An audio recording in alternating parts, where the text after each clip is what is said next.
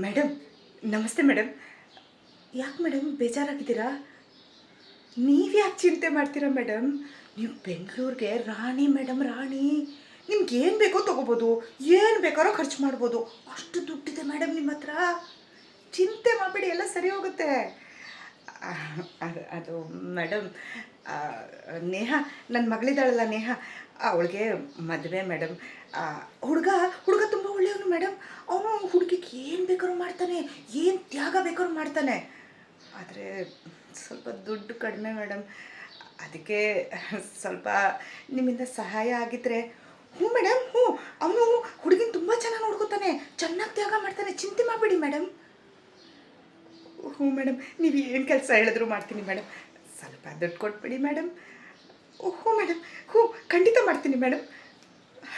Thank you madam, thank you so much.